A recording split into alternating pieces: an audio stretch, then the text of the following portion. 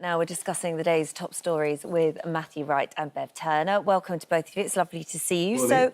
So let's begin first of all with looking back to Saturday, Super Saturday as it was called. Revellers flocked to the pubs and restaurants and social distancing appeared to be out of the window in certain parts, including in Soho. The narrow streets absolutely flooded with people there.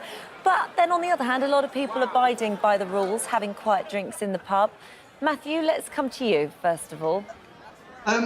I think we all have to take a degree of responsibility in the media that when we talk about things like Super Saturday, in part led by the Prime Minister sort of bigging it up, it was inevitable that some people were going to break the rules. I have to say, I was appalled by the scenes I saw in Soho. The inadequacy of the police response, one copper in that sort of a watchtower looking like a DJ at a rave.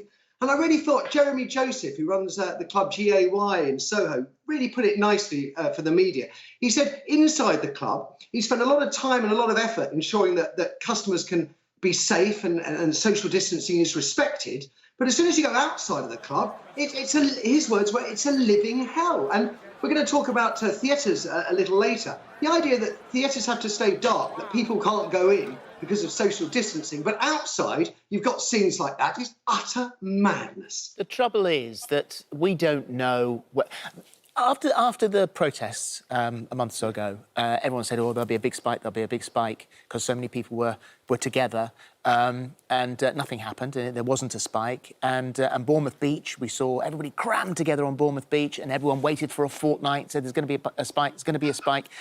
You know, you wonder if it's going to happen, where it will happen. One scientist has said that this is all happening way too soon, and yet, I suppose, you know, we don't know the consequences.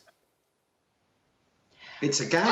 I think. Look, we can find one scientist to say everything. That's the problem. Nobody is entirely in agreement on this. But if we look at what's happened in other countries, there haven't been significant spikes. There have been small ones, very localized. And again, we just have to keep going back to, you've heard me say it on this show before, the average age of death from COVID is 80 and 90% of people will have pre-existing medical conditions. I didn't see many of those types of people out in Soho on Saturday night. What the people out in Soho on Saturday night have to know is do not go home and kiss your grandma if you've been out on Saturday night and kissed a stranger. And I do understand the need for those people. Look, we're all, you know, we're in relationships, we've got kids. That was my idea of hell, looking at Soho on Saturday night. But if I was 20 years old and single and I was looking for a snog, I'd have been out on Saturday night. So I totally understand those people and where they were coming from. They just have to understand the risk, as in the risk to those who are genuinely going to be very, very unwell or die from COVID. I guess the thing and is once that we was... get that messaging right, people on Saturday can go back to doing what they want to do. I mean, that was one experience, and many other people. I mean, on Saturday, I went to the pub, I popped in for a drink, I had the kids with me. I wasn't planning to, I was actually getting some flowers, and I saw a beer gun that was empty, and I thought, right, I'm going to do it just because I can. It's quite emotional for you as well. It was emotional. It wasn't that I did. I sort of walked in, I had a bit of a well-up, not because I was so pleased to be back in a pub, but just because it felt so normal. And I think those things, those little signifying moments that things are returning to normal is quite an emotional experience. Huh? It's not normal, though. We're still in a pandemic. People are still dying every day. People are still getting the disease every day. Yeah. But at the same time, as we were just saying then, that there is the major risk area was not out on the street.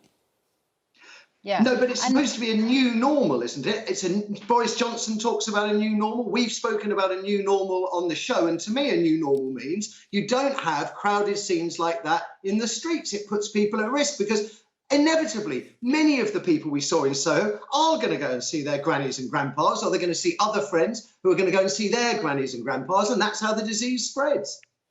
But that's what they need to know. And that's where we all take personal responsibility. That message is still not getting clearly across. I was with my parents at the weekend.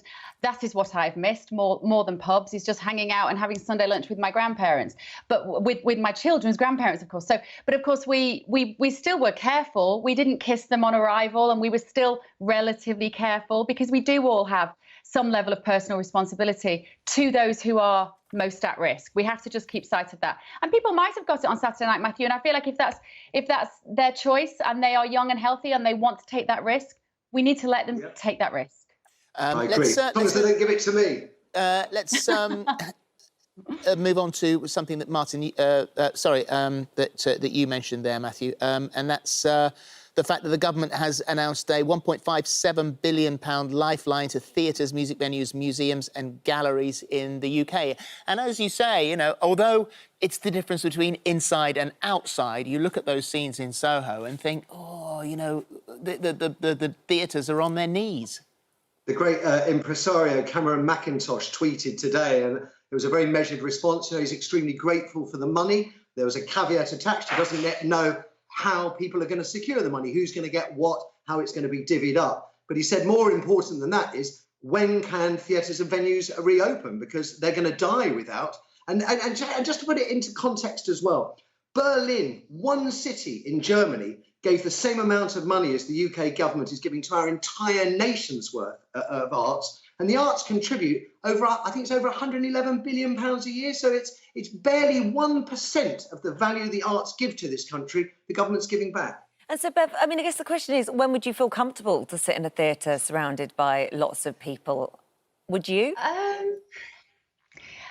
I'm not a massive theatre goer anyway, to be honest. I think, like so many people in this country, we take the kids to a pantomime at Christmas. For most of us, that is our theatre experience. And sadly, a lot of those pantomimes have already been cancelled because the funding was not there. Would I feel comfortable sitting in a theatre at the moment? Possibly. I think cost is prohibitive. I think the biggest danger to theatres now is not actually going to be so much people being frightened to sit in them. As we saw, people are getting out and amongst other people quite readily. It's still going to be a cost because so many of us feel that we are in a financially precarious situation right now. And theatre tickets are very expensive, sadly. Unfortunately, I wish it wasn't the case. We've got to remember this 1.57. It's not just theatres, of course. It is libraries. It will be towards making movies. There is popular culture, if we like to talk of it like that. As opposed to this idea of just the elite theatre culture. I think it was too little too late, and I felt like it was a retroactive move by Rishi Sunak. I don't think this came from a place of wishing to save the arts. I think it was a politically motivated move because there was such disapproval of the fact that they hadn't funded the arts.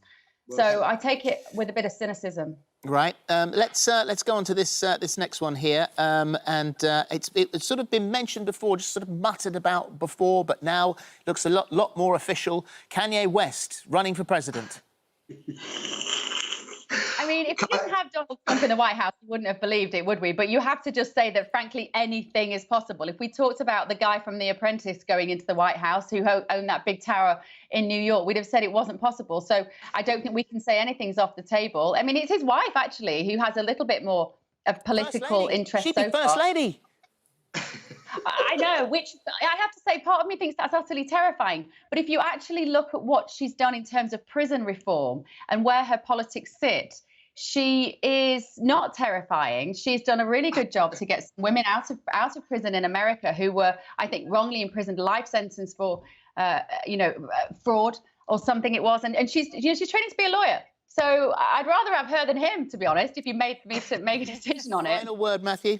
I'll hold my hand up here. Mrs. Wright said I shouldn't say this on national television, but I have no idea who he is. And I've never seen anything the Kardashians are in either. And we've had 2 clowns and an actor in the White House. So why not a singer? Is he a singer? He's a singer. Yeah. A rapper. A musician. Yeah. Thank you both. Thank you very much. Nice to talk to you today.